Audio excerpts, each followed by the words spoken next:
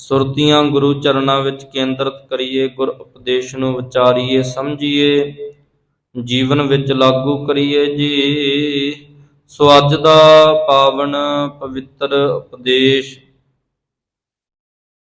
ਬਿਲਾਵਲ ਰਾਗ ਦੇ ਅੰਦਰ ਮਹੱਲਾ ਪਹਿਲਾ ਭਾਵ ਸਿੱਖ ਧਰਮ ਦੇ ਜਨਮਦਾਤਾ, ਸਿੱਖ ਧਰਮ ਦੇ ਮੁੱਢ, ਧੰਨ ਧੰਨ ਸਾਹਿਬ ਸ੍ਰੀ ਗੁਰੂ ਨਾਨਕ ਦੇਵ ਪਾਤਸ਼ਾਹ ਜੀ ਦੀ ਮੁਬਾਰਕ ਰਸਨਾ ਦੇ ਵਿੱਚੋਂ ਉਚਾਰਨ ਕੀਤਾ ਹੋਇਆ ਪਾਵਨ ਵਾਕ ਹੈ। ਤੋ ਸਤਿਗੁਰਾਂ ਨੇ ਇਸ ਹੁਕਮ ਨੂੰ 795 ਅੰਕ ਤੇ ਸੁਭਾਏਮਾਨ ਕੀਤਾ ਹੈ। ਕੀ ਰਹਿਮਤ ਗੁਰੂ ਪਾਤਸ਼ਾਹ ਜੀ ਕਰ ਰਹੇ ਨੇ। ਆਓ ਭਾਵਨਾ ਦੇ ਨਾਲ ਰਹਾਉ ਵਾਲੇ ਬੰਦ ਨੂੰ ਸਮਝਣ ਦਾ ਯਤਨ ਕਰੀਏ ਜੀ। ਮਨ ਬੇਦਿਆ ਦਇਆਲ ਛੇਤੀ ਮੇਰੀ ਮਾਈ। ਪਾਤਸ਼ਾਹ ਗੁਰੂ ਨਾਨਕ ਸਾਹਿਬ ਮਹਾਰਾਜ ਸਮਝਾ ਰਹੇ ਨੇ, ਜਦੋਂ ਸਤਿਗੁਰਾਂ ਦੇ ਚਰਨਾਂ ਵਿੱਚ ਚੱਲ ਕੇ ਆਏਗਾ, ਗੁਰੂ ਕੇ ਸ਼ਬਦ ਦੇ ਤੀਰ ਦੇ ਨਾਲ ਐਸਾ ਤੇਰਾ ਮਨ ਬਿੰਨਿਆ ਜਾਵੇਗਾ। ਸਤਿਗੁਰੂ ਜੀ ਜਦੋਂ ਭਾਵਨਾ ਲੈ ਕੇ ਆਏਗਾ, ਤੇਰੇ ਮਨ ਅੰਦਰ ਐਸਾ ਬੋਲਾਂ ਦਾ ਤੀਰ ਲਗਾਉਣਗੇ, ਐਸਾ ਨਿਸ਼ਾਨਾ ਤੇਰੇ ਹਿਰਦੇ ਅੰਦਰ ਜਾ ਕੇ ਲੱਗੇਗਾ, ਤੇਰਾ ਮਨ ਬਿੰਨਿਆ ਜਾਵੇਗਾ ਤੇ ਵਿਕਾਰ ਇਸ ਤੀਰ ਦੇ ਨਾਲ ਮਰ ਜਾਣਗੇ, ਖਤਮ ਹੋ ਜਾਣਗੇ। ਜਿਹੜੇ ਆਦ ਬਿਆਦ ਉਬਾਦ ਕਾਮ ਕ੍ਰੋਧ ਅਰ ਲੋਭ ਮੋਹ ਅਹੰਕਾਰ ਨੇ ਤੇਰੇ ਮਨ ਨੂੰ ਘੇਰ ਰੱਖਿਆ ਹੈ, ਜਦੋਂ ਗੁਰੂ ਨੇ ਪ੍ਰੇਮ ਦਾ ਤੀਰ ਮਾਰਿਆ ਤੇ ਤੇਰੇ ਇਹਨਾਂ ਵਿਕਾਰਾਂ ਨੂੰ ਗੁਰੂ ਇੱਕ ਤੀਰ ਦੇ ਨਾਲ ਖਤਮ ਕਰ ਦੇਵੇਗਾ। ਪਾਤਸ਼ਾਹ ਜੀ ਕਹਿ ਰਹੇ ਹਨ, ਫਿਰ ਤੇਰੇ ਨਾਮ ਅੰਦਰ ਗਿਆਨ ਹੋਵੇਗਾ, ਤੇਰੇ ਨਾਮ ਅੰਦਰ ਗੁਰੂ ਕੀ ਸਿੱਖਿਆ ਹੋਵੇਗੀ, ਤੇਰੇ ਮਨ ਅੰਦਰ ਗੁਰੂ ਕੀ ਇਬਾਦਤ ਹੋਵੇਗੀ। ਆਪਣੇ ਮਨ ਨੂੰ ਗੁਰੂ ਕੀ ਬਾਣੀ ਸਦਕਾ, ਗੁਰੂ ਕੇ ਗਿਆਨ ਸਦਕਾ ਸਫਲ ਬਣਾ ਸਕੇਗਾ।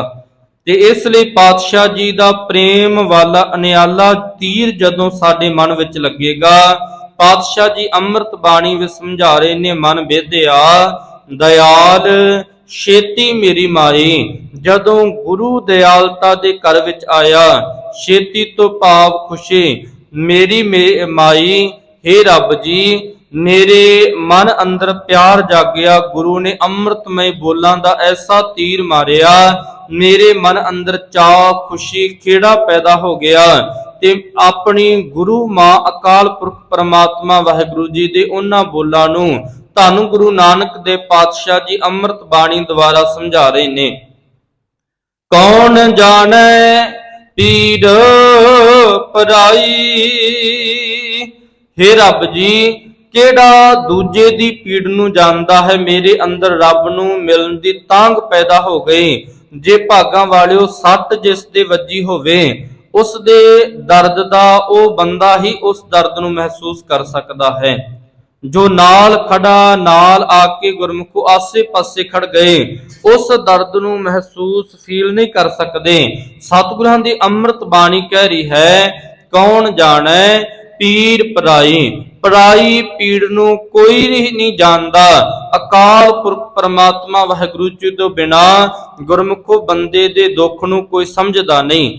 ਇਸ ਲਈ ਗੁਰੂ ਪਾਤਸ਼ਾਹ ਜੀ ਨੇ ਕਹਿ ਦਿੱਤਾ, ਹਮ ਨਾਹੀ ਚਿੰਤ ਪਰਾਈ। ਮੈਂ ਅਕਾਲ ਪੁਰਖ ਪਰਮਾਤਮਾ ਵਾਹਿਗੁਰੂ ਜੀ ਦੇ ਚਰਨਾਂ ਵਿੱਚ ਜੁੜ ਗਿਆ, ਦੂਜੇ ਦੇ ਚਿੰਤਨ ਵਿੱਚ ਨਹੀਂ। ਮੈਂ ਗੁਰੂ ਦਾ ਚਿੰਤਨ ਕੀਤਾ, ਮੈਨੂੰ ਸੰਸਾਰ ਦੀਆਂ ਚਿੰਤਾਵਾਂ, ਝੋਰੇ, ਵਿਕਾਰ ਖਤਮ ਹੋ ਗਏ।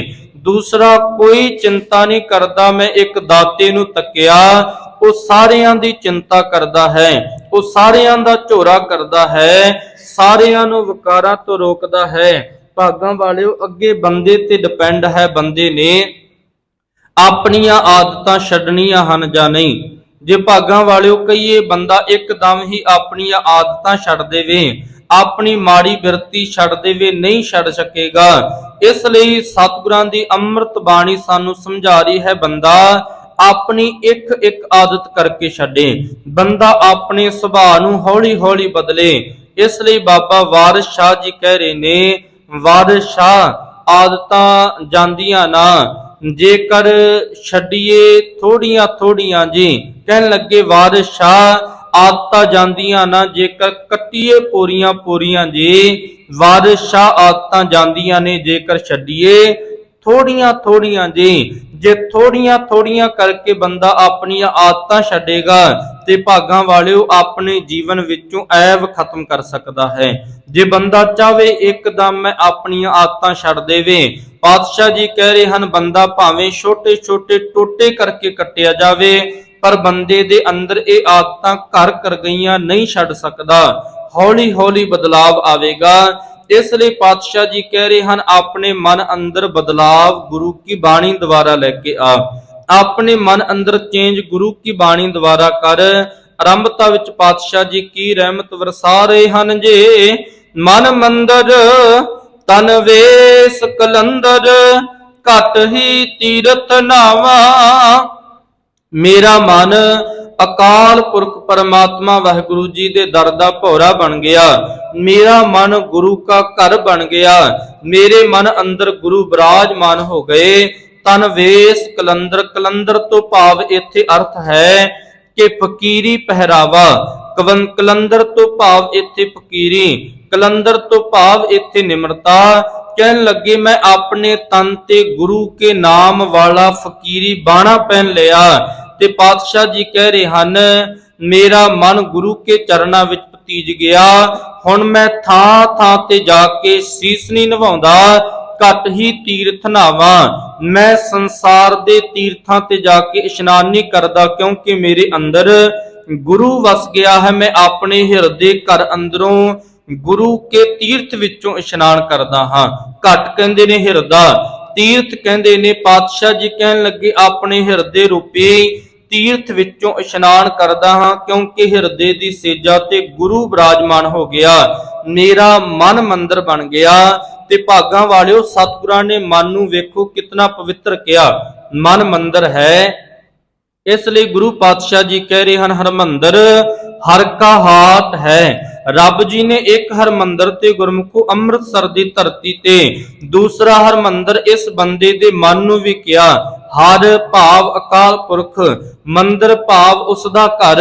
ते भागां वालियो बंदा एक बार भी नशे करन तो पहलो सोचदा नहीं। तमाकू बीड़ियां जरदा बंदा शराबां पीन तो एक बार भी नहीं सोचदा मैं रब दे घर ते रब दे मंदिर ते इन्हां शराबां दीयां गलासियां भर भर के डोली जा रहा हां। पातशाह जी ने गुरमुखो इस मन नूं मंदिर किया ते बंदा इस अंदर गंदगी पा रहा है। जितना समा इस मन नूं सवारेगा नहीं, समझेगा नहीं, इस मन दे विचों ऐब औगण नहीं कढेगा, पातशाह जी कह रहे हैं उतना समा संसार अंदर ठोकरां खावेगा। संसार अंदर उतना समा तड़फेगा, कल्पेगा, विलकेगा, उतना समा धोखे विच रवेगा। जदों गुरु के नाम दी समझ आ गई, एक शब्द, जदों गुरु का एक शब्द मेरा प्राण बसत है, मेरे प्राण मेरे हृदय अंदर वस गया। बहुड़ जन्म ना आवा, फिर मुड़ मुड़ के जन्मा जन्मा दी भरमाई विच नहीं पैना पवेगा। मुड़ मुड़ के जमन मरण विच भी नहीं पैना पवेगा। मुड़ मुड़ के भयानक जूनियां विच नहीं पैना पवेगा। इसे तरह गुरु नानक पातशाह जी प्रचार करदे करदे गुरमुखो एक नगर दे विच पहुंचे। एक घर दे सामने पातशाह जी बैठे। सामने देखिया घर दे उपर 4 झंडे लगे ने। पुराने समयां दे विच भागां वालिओ किसे कोल 1 लाख रुपया हुंदा सी, क्योंकि उन्हां समयां दे विच 1469 दी बात है। 1400 गुरमुखो लगभग 1500 दे करीब ये बात है। उन्हां समयां दे विच 1 लाख रुपए दी बड़ी कीमत हुंदी सी। ते इस घर ते 4 झंडे लगे सन। जिस घर दे कोल, जिस परिवार दे कोल 1 लाख रुपया हुंदा सी, अपने छत ते दरवाजे दी छत ते 1 झंडा लगा दिंदा। 2 लाख 2 झंडे, 3 लाख 3 झंडे। ते भागां वालिओ इस बाबा सावन मल दे कोल 4 लाख रुपया दौलत है। बड़ा धनाट, बड़ा अमीर बंदा है। इस दी छत ते 4 झंडे लगे ने। गुरु नानक पातशाह जी कहन लगे मर्दानिया ये जो धनाट बंदा है इस नूं बुला के लिया। गुरमुखो मर्दाना जी गए, उस नूं बुला के लियाए। बाबा सावन मल जी गुरु नानक पातशाह जी दे चरणां विच आए। ਸਤਿਗੁਰਾਂ ਦੀ ਸੰਗਤ ਕੀਤੀ। ਗੁਰਮੁਖੋ ਬੜਾ ਮਨ ਟਿਕਾ ਕੇ ਗੁਰੂ ਕੀ ਸੰਗਤ ਵਿੱਚ ਬੈਠੇ। ਸਤਿਗੁਰਾਂ ਨੇ ਜਾਂਦਿਆਂ ਨੂੰ ਇੱਕ ਸੂਈ ਦੇ ਦਿੱਤੀ, ਕਹਿਣ ਲੱਗੇ ਇਹ ਸਾਂਭ ਕੇ ਰੱਖਿਓ। ਤੁਸੀਂ ਲੋਕਾਂ ਨੂੰ ਪੈਸਾ ਵਿਆਜੂ ਦਿੰਦੇ ਹੋ, ਲੋਕਾਂ ਦਾ ਸਿਉਣਾ ਗਹਿਣਾ ਗੱਟਾ ਆਪਣੇ ਕੋਲ ਰੱਖਦੇ ਹੋ, ਲੋਕਾਂ ਨੂੰ ਪੈਸਾ ਦਿੰਦੇ ਹੋ। ਆ ਵੀ ਮੇਰੀ ਇੱਕ ਸੂਈ ਸਾਂਭ ਕੇ ਰੱਖਿਓ, ਮੈਂ ਤੁਹਾਡੇ ਤੋਂ ਅੱਗੇ ਲੋਕ ਪਰਲੋਕ ਦਰਗਾਹ ਦੇ ਵਿੱਚ ਲੈ ਲਵਾਂਗਾ। ਤੇ ਗੁਰਮੁਖੋ ਆਪਣੇ ਘਰ ਉਹ ਸੂਈ ਲੈ ਗਿਆ। ਘਰ ਵਾਲੀ ਨੂੰ ਪਕੜਾਉਣ ਲੱਗਾ, ਘਰ ਵਾਲੀ ਨੂੰ ਕਹਿਣ ਲੱਗਾ ਇਹ ਸੂਈ ਸਾਂਭ ਕੇ ਰੱਖੀ। ਇੱਥੇ ਇੱਕ ਫਕੀਰ ਆਏ ਨੇ, ਉਹ ਕਹਿਣ ਲੱਗੇ ਮੈਂ ਤੁਹਾਡੇ ਤੋਂ ਪ੍ਰਲੋਕ ਵਿੱਚ ਲਵਾਂਗਾ, ਅੱਗੇ ਜਾ ਕੇ ਲਵਾਂਗਾ।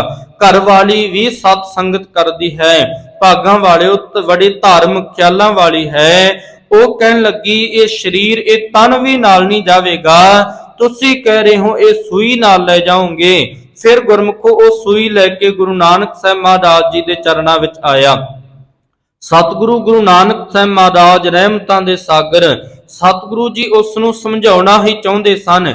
ਇਤਨੀ ਮਾਇਆ ਇਤਨਾ ਧਨ ਇਕੱਠਾ ਕਰੀ ਜਾ ਰਿਹਾ ਹੈ, ਕੇਵਲ ਧਨ ਦੇ ਪਿੱਛੇ ਭੱਜਦਾ ਹੈ। ਚੇਤਾ ਰੱਖੀ ਇਹ ਸਰੀਰ ਵੀ ਨਾਲ ਨਹੀਂ ਜਾਵੇਗਾ, ਸੰਸਾਰਕ ਵਸਤੂਆਂ ਪਦਾਰਥ ਧੀਆਂ ਪੁੱਤਰ ਸਾਰੇ ਇੱਥੇ ਹੀ ਰਹਿ ਜਾਣਗੇ, ਨਾਲ ਜਾਵੇਗਾ ਤੇ ਰੱਬ ਦਾ ਨਾਮ। ਭਾਗਾਂ ਵਾਲਿਓ ਫਿਰ ਇਤਨੀ ਭਿੱਜ ਕੇ ਸੰਗਤ ਕੀਤੀ। ਜਦੋਂ ਗੁਰੂ ਨਾਨਕ ਸਾਹਿਬ ਮਹਾਰਾਜ ਇਸ ਦੇ ਘਰ ਤੋਂ ਜਾਣ ਲੱਗੇ, ਫਿਰ ਬੜਾ ਲੰਮਾ ਸਮਾਂ ਰਹਿ ਕੇ ਸਤਿਗੁਰਾਂ ਨੇ ਇਸ ਦੇ ਘਰ ਰੱਬ ਦੀ ਇਬਾਦਤ ਕੀਤੀ। ਤੇ ਭਾਗਾਂ ਵਾਲਿਓ ਇਸ ਨੇ ਬੜੇ ਭਿੱਜ ਕੇ ਸੰਗਤ ਕੀਤੀ। ਜਦੋਂ ਪਾਤਸ਼ਾਹ ਜੀ ਜਾਣ ਲੱਗੇ ਤੇ ਬਾਬਾ ਸਾਵਣ ਮਲ ਗੁਰੂ ਨਾਨਕ ਸਾਹਿਬ ਮਹਾਰਾਜ ਨੂੰ ਕਹਿਣ ਲੱਗੇ ਬਾਬਾ ਜਾਂ ਤਾਂ ਮੈਨੂੰ ਨਾਲ ਲੈ ਚੱਲ ਜਾਂ ਤੂੰ ਇੱਥੇ ਰਹਿ ਪਾ। ਕਹਿਣ ਲੱਗਾ ਮੇਰਾ ਤੇਰੇ ਤੋਂ ਬਿਨਾ ਹੁਣ ਗੁਜ਼ਾਰਾ ਨਹੀਂ। ਗੁਰੂ ਨਾਨਕ ਪਾਤਸ਼ਾਹ ਜੀ ਕਹਿਣ ਲੱਗੇ ਸਰੀਰ ਨਾਲ ਜੁੜੋਗੇ ਤੇ ਵਿਛੋੜਾ ਪਵੇਗਾ ਹੀ ਪਵੇਗਾ, ਜੇ ਸ਼ਬਦ ਨਾਲ ਜੁੜੋਗੇ ਕਦੀ ਵਿਛੋੜਾ ਨਹੀਂ ਪਵੇਗਾ। ਭਾਗਾਂ ਵਾਲਿਓ ਉਹ ਪਰਿਵਾਰ ਐਸਾ ਸ਼ਬਦ ਦੇ ਨਾਲ ਜੁੜਿਆ।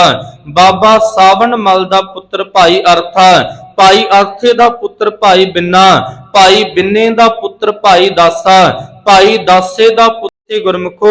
ਇਸੇ ਤਰ੍ਹਾਂ ਇਹ ਕੁੱਲ ਚਲਦੀ ਚਲਦੀ ਅੱਗੇ ਚਲਦੀ ਗਈ। ਸਾਰੇ ਗੁਰੂ ਸਾਹਿਬਾਨਾਂ ਦੀ ਗੁਰਮੁਖੋ ਸੇਵਾ ਦੇ ਵਿੱਚ ਇਹ ਪਰਿਵਾਰ ਹੋਇਆ। ਸ਼ਬਦ ਦੇ ਨਾਲ ਜੁੜਨ ਦੀਆਂ ਬਰਕਤਾਂ ਨੇ।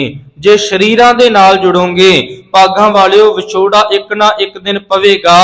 ਜੇ ਸ਼ਬਦ ਦੇ ਨਾਲ ਜੁੜਾਂਗੇ ਧੁਰ ਦਰਗਾਹ ਦੇ ਨਾਲ ਗੁਰੂ ਸਾਨੂੰ ਜੋੜ ਦੇਵੇਗਾ।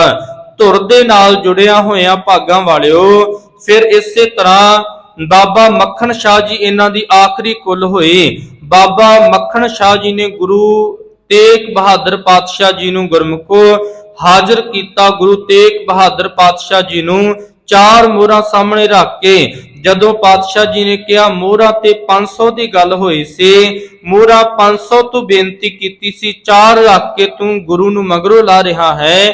ਪਾਤਸ਼ਾਹ ਜੀ ਨੂੰ ਗੁਰਮੁਖੋ ਫਿਰ ਕੋਠੇ ਤੇ ਚੜ ਗਿਆ, ਕਹਿਣ ਲੱਗਾ ਗੁਰੂ ਲਾਧੋ ਰੇ, ਗੁਰੂ ਲਾਧੋ ਰੇ। ਇਤਨੀ ਵੇਖੋ ਮਾਇਆ ਦਾ ਵੀ ਕੋਈ ਅਹੰਕਾਰ ਨਹੀਂ, ਕਿਉਂਕਿ ਗੁਰੂ का ਦਸਵੰਧ ਕੱਢਦੇ ਨੇ। ਦਸਵੰਧ ਉਹ ਕੱਢ ਸਕਦਾ ਹੈ ਜਿਸ ਦੇ ਅੰਦਰੋਂ ਮੱਚ ਮਰਿਆ ਹੋਵੇ, ਜਿਸ ਦੇ ਅੰਦਰੋਂ ਅਹੰਕਾਰ ਮਰਿਆ ਹੋਵੇ, ਜਿਸ ਦੇ ਅੰਦਰੋਂ ਭਾਗਾਂ ਵਾਲਿਓ ਹਉਮੈ ਦੀ ਬਿਰਤੀ ਮਰੀ ਹੋਵੇ, ਜਿਸ ਨੂੰ ਗੁਰੂ ਕੀ ਬਾਣੀ ਵਿੱਚੋਂ ਤੇ ਇਸ ਰਾਜ ਸੰਸਾਰਕ ਮਾਇਆ ਵਿੱਚੋਂ ਰੱਜ ਆ ਗਿਆ ਹੋਵੇ। ਇਸ ਲਈ ਪਾਤਸ਼ਾਹ ਜੀ ਨੇ ਅੰਮ੍ਰਿਤ ਬਾਣੀ ਦੁਆਰਾ ਸਮਝਾਇਆ। ਵਿਚਾਰਾਂ ਬੜੀਆਂ ਲੰਬੇਰੀਆਂ ਨੇ, ਸੰਖੇਪ ਜੀ ਵਿਚਾਰ ਗੁਰੂ ਰਹਿਮਤ ਸਦਕਾ ਚਾਰ ਪੰਕਤੀਆਂ ਆਪ ਸੰਗਤਾਂ ਦੇ ਨਾਲ ਗੁਰੂ ਰਹਿਮਤ ਸਦਕਾ ਸਾਂਝੀਆਂ ਕੀਤੀਆਂ ਜੀ। ਸੁਰਤੀਆਂ ਗੁਰੂ ਚਰਨਾਂ ਵਿੱਚ ਕੇਂਦਰਿਤ ਕਰੀਏ, ਗੁਰ ਉਪਦੇਸ਼ ਨੂੰ ਵਿਚਾਰੀਏ, ਸਮਝੀਏ, ਜੀਵਨ ਵਿੱਚ ਲਾਗੂ ਕਰੀਏ ਜੀ। ਸੋ ਅੱਜ ਦਾ ਪਾਵਨ ਪਵਿੱਤਰ ਉਪਦੇਸ਼ ਬਿਲਾਵਲ ਰਾਗ ਦੇ ਅੰਦਰ ਮਹੱਲਾ ਪਹਿਲਾ ਭਾਵ ਸਿੱਖ ਧਰਮ ਦੇ ਜਨਮਦਾਤਾ, ਸਿੱਖ ਧਰਮ ਦੇ ਮੁੱਢ, ਧੰਨ ਧੰਨ ਸਾਹਿਬ ਸ੍ਰੀ ਗੁਰੂ ਨਾਨਕ ਦੇਵ ਪਾਤਸ਼ਾਹ ਜੀ ਦੀ ਮੁਬਾਰਕ ਰਸਨਾ ਦੇ ਵਿੱਚੋਂ ਉਚਾਰਨ ਕੀਤਾ ਹੋਇਆ ਪਾਵਨ ਵਾਕ ਹੈ। ਤੋ ਸਤਿਗੁਰਾਂ ਨੇ ਇਸ ਹੁਕਮ ਨੂੰ 795 ਅੰਕ ਤੇ ਸੁਭਾਏਮਾਨ ਕੀਤਾ ਹੈ। ਕੀ ਰਹਿਮਤ ਗੁਰੂ ਪਾਤਸ਼ਾਹ ਜੀ ਕਰ ਰਹੇ ਨੇ। ਆਓ ਭਾਵਨਾ ਦੇ ਨਾਲ ਰਹਾਉ ਵਾਲੇ ਬੰਦ ਨੂੰ ਸਮਝਣ ਦਾ ਯਤਨ ਕਰੀਏ ਜੀ। ਮਨ ਬੇਦਿਆ ਦਇਆਲ ਛੇਤੀ ਮੇਰੀ ਮਾਈ। ਪਾਤਸ਼ਾਹ ਗੁਰੂ ਨਾਨਕ ਸਾਹਿਬ ਮਹਾਰਾਜ ਸਮਝਾ ਰਹੇ ਨੇ, ਜਦੋਂ ਸਤਿਗੁਰਾਂ ਦੇ ਚਰਨਾਂ ਵਿੱਚ ਚੱਲ ਕੇ ਆਏਗਾ, ਗੁਰੂ ਕੇ ਸ਼ਬਦ ਦੇ ਤੀਰ ਦੇ ਨਾਲ ਐਸਾ ਤੇਰਾ ਮਨ ਬਿੰਨਿਆ ਜਾਵੇਗਾ। ਸਤਿਗੁਰੂ ਜੀ ਜਦੋਂ ਭਾਵਨਾ ਲੈ ਕੇ ਆਏਗਾ, ਤੇਰੇ ਮਨ ਅੰਦਰ ਐਸਾ ਬੋਲਾਂ ਦਾ ਤੀਰ ਲਗਾਉਣਗੇ, ਐਸਾ ਨਿਸ਼ਾਨਾ ਤੇਰੇ ਹਿਰਦੇ ਅੰਦਰ ਜਾ ਕੇ ਲੱਗੇਗਾ, ਤੇਰਾ ਮਨ ਬਿੰਨਿਆ ਜਾਵੇਗਾ ਤੇ ਵਿਕਾਰ ਇਸ ਤੀਰ ਦੇ ਨਾਲ ਮਰ ਜਾਣਗੇ, ਖਤਮ ਹੋ ਜਾਣਗੇ। ਜਿਹੜੇ ਆਦ ਬਿਆਦ ਉਬਾਦ ਕਾਮ ਕ੍ਰੋਧ ਅਰ ਲੋਭ ਮੋਹ ਅਹੰਕਾਰ ਨੇ ਤੇਰੇ ਮਨ ਨੂੰ ਘੇਰ ਰੱਖਿਆ ਹੈ, ਜਦੋਂ ਗੁਰੂ ਨੇ ਪ੍ਰੇਮ ਦਾ ਤੀਰ ਮਾਰਿਆ ਤੇ ਤੇਰੇ ਇਹਨਾਂ ਵਿਕਾਰਾਂ ਨੂੰ ਗੁਰੂ ਇੱਕ ਤੀਰ ਦੇ ਨਾਲ ਖਤਮ ਕਰ ਦੇਵੇਗਾ। ਪਾਤਸ਼ਾਹ ਜੀ ਕਹਿ ਰਹੇ ਹਨ, ਫਿਰ ਤੇਰੇ ਨਾਮ ਅੰਦਰ ਗਿਆਨ ਹੋਵੇਗਾ, ਤੇਰੇ ਨਾਮ ਅੰਦਰ ਗੁਰੂ ਕੀ ਸਿੱਖਿਆ ਹੋਵੇਗੀ, ਤੇਰੇ ਮਨ ਅੰਦਰ ਗੁਰੂ ਕੀ ਇਬਾਦਤ ਹੋਵੇਗੀ। ਆਪਣੇ ਮਨ ਨੂੰ ਗੁਰੂ ਕੀ ਬਾਣੀ ਸਦਕਾ, ਗੁਰੂ ਕੇ ਗਿਆਨ ਸਦਕਾ ਸਫਲ ਬਣਾ ਸਕੇਗਾ। ਤੇ ਇਸ ਲਈ ਪਾਤਸ਼ਾਹ ਜੀ ਦਾ ਪ੍ਰੇਮ ਵਾਲਾ ਅਨਿਆਲਾ ਤੀਰ ਜਦੋਂ ਸਾਡੇ ਮਨ ਵਿੱਚ ਲੱਗੇਗਾ, ਪਾਤਸ਼ਾਹ ਜੀ ਅੰਮ੍ਰਿਤ ਬਾਣੀ ਵਿੱਚ ਸਮਝਾ ਰਹੇ ਨੇ, ਮਨ ਬੇਧਿਆ ਦਇਆਲ ਛੇਤੀ ਮੇਰੀ ਮਾਈ। ਜਦੋਂ ਗੁਰੂ ਦਿਆਲਤਾ ਦੇ ਘਰ ਵਿੱਚ ਆਇਆ, ਛੇਤੀ ਤੋਂ ਭਾਵ ਖੁਸ਼ੀ, ਮੇਰੀ ਮਾਈ ਹੇ ਰੱਬ ਜੀ, ਮੇਰੇ ਮਨ ਅੰਦਰ ਪਿਆਰ ਜਾਗਿਆ, ਗੁਰੂ ਨੇ ਅੰਮ੍ਰਿਤਮਈ ਬੋਲਾਂ ਦਾ ਐਸਾ ਤੀਰ ਮਾਰਿਆ, ਮੇਰੇ ਮਨ ਅੰਦਰ ਚਾਅ ਖੁਸ਼ੀ ਖੇੜਾ ਪੈਦਾ ਹੋ ਗਿਆ ਤੇ ਆਪਣੀ ਗੁਰੂ ਮਾਂ ਅਕਾਲ ਪੁਰਖ ਪਰਮਾਤਮਾ ਵਾਹਿਗੁਰੂ ਜੀ ਦੇ ਉਹਨਾਂ ਬੋਲਾਂ ਨੂੰ ਧੰਨ ਗੁਰੂ ਨਾਨਕ ਦੇ ਪਾਤਸ਼ਾਹ ਜੀ ਅੰਮ੍ਰਿਤ ਬਾਣੀ ਦੁਆਰਾ ਸਮਝਾ ਰਹੇ ਨੇ। ਕੌਣ ਜਾਣੈ ਪੀੜ ਪਰਾਈ, ਹੇ ਰੱਬ ਜੀ, ਕਿਹੜਾ ਦੂਜੇ ਦੀ ਪੀੜ ਨੂੰ ਜਾਣਦਾ ਹੈ। ਮੇਰੇ ਅੰਦਰ ਰੱਬ ਨੂੰ ਮਿਲਣ ਦੀ ਤਾਂਘ ਪੈਦਾ ਹੋ ਗਈ। ਜੇ ਭਾਗਾਂ ਵਾਲਿਓ ਸੱਟ ਜਿਸ ਦੇ ਵੱਜੀ ਹੋਵੇ, ਉਸ ਦੇ ਦਰਦ ਦਾ ਉਹ ਬੰਦਾ ਹੀ ਉਸ ਦਰਦ ਨੂੰ ਮਹਿਸੂਸ ਕਰ ਸਕਦਾ ਹੈ। ਜੋ ਨਾਲ ਖੜਾ, ਨਾਲ ਆ ਕੇ ਗੁਰਮੁਖੋ ਆਸੇ ਪਾਸੇ ਖੜ ਗਏ, ਉਸ ਦਰਦ ਨੂੰ ਮਹਿਸੂਸ ਫੀਲ ਨਹੀਂ ਕਰ ਸਕਦੇ।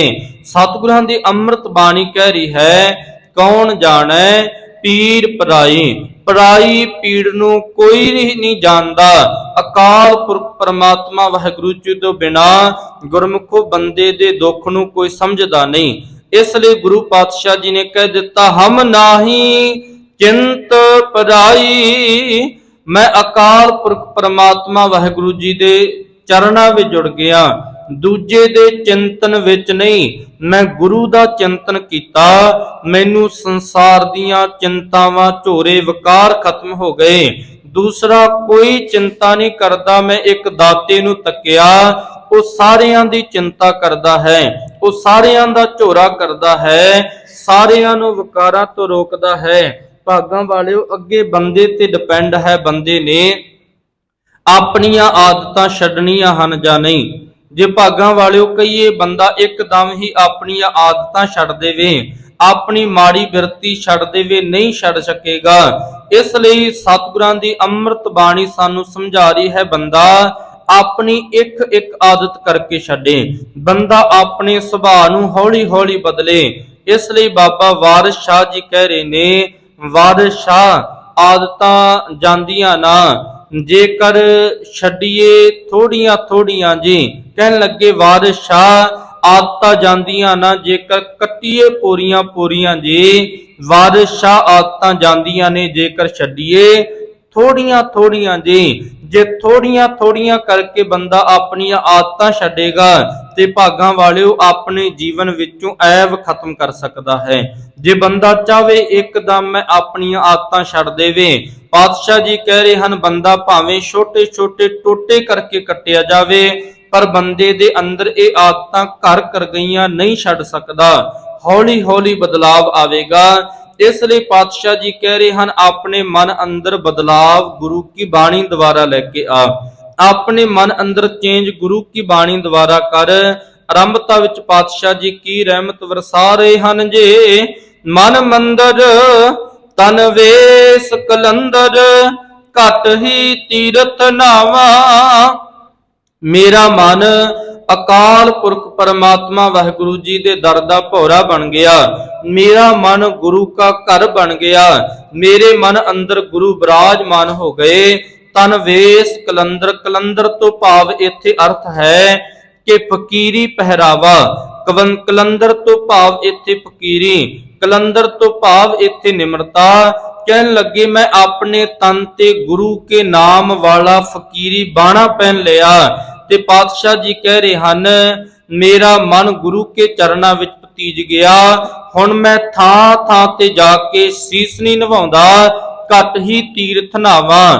ਮੈਂ ਸੰਸਾਰ ਦੇ ਤੀਰਥਾਂ ਤੇ ਜਾ ਕੇ ਇਸ਼ਨਾਨ ਨਹੀਂ ਕਰਦਾ, ਕਿਉਂਕਿ ਮੇਰੇ ਅੰਦਰ ਗੁਰੂ ਵਸ ਗਿਆ ਹੈ। ਮੈਂ ਆਪਣੇ ਹਿਰਦੇ ਘਰ ਅੰਦਰੋਂ ਗੁਰੂ ਕੇ ਤੀਰਥ ਵਿੱਚੋਂ ਇਸ਼ਨਾਨ ਕਰਦਾ ਹਾਂ। ਘਟ ਕਹਿੰਦੇ ਨੇ ਹਿਰਦਾ, ਤੀਰਥ ਕਹਿੰਦੇ ਨੇ। ਪਾਤਸ਼ਾਹ ਜੀ ਕਹਿਣ ਲੱਗੇ ਆਪਣੇ ਹਿਰਦੇ ਰੂਪੀ ਤੀਰਥ ਵਿੱਚੋਂ ਇਸ਼ਨਾਨ ਕਰਦਾ ਹਾਂ, ਕਿਉਂਕਿ ਹਿਰਦੇ ਦੀ ਸੇਜਾ ਤੇ ਗੁਰੂ ਬਿਰਾਜਮਾਨ ਹੋ ਗਿਆ। ਮੇਰਾ ਮਨ ਮੰਦਰ ਬਣ ਗਿਆ। ਤੇ ਭਾਗਾਂ ਵਾਲਿਓ, ਸਤਿਗੁਰਾਂ ਨੇ ਮਨ ਨੂੰ ਵੇਖੋ ਕਿਤਨਾ ਪਵਿੱਤਰ ਕਿਹਾ, ਮਨ ਮੰਦਰ ਹੈ। ਇਸ ਲਈ ਗੁਰੂ ਪਾਤਸ਼ਾਹ ਜੀ ਕਹਿ ਰਹੇ ਹਨ ਹਰਮੰਦਰ ਹਰ ਕਾ ਹਾਟ ਹੈ। ਰੱਬ ਜੀ ਨੇ ਇੱਕ ਹਰਮੰਦਰ ਤੇ ਗੁਰਮੁਖੋ ਅੰਮ੍ਰਿਤਸਰ ਦੀ ਧਰਤੀ ਤੇ ਦੂਸਰਾ ਹਰਮੰਦਰ ਇਸ ਬੰਦੇ ਦੇ ਮਨ ਨੂੰ ਵੀ ਕਿਹਾ। ਹਰ ਭਾਵ ਅਕਾਲ ਪੁਰਖ, ਮੰਦਰ ਭਾਵ ਉਸ ਦਾ ਘਰ। ਤੇ ਭਾਗਾਂ ਵਾਲਿਓ, ਬੰਦਾ ਇੱਕ ਵਾਰ ਵੀ ਨਸ਼ੇ ਕਰਨ ਤੋਂ ਪਹਿਲਾਂ ਸੋਚਦਾ ਨਹੀਂ।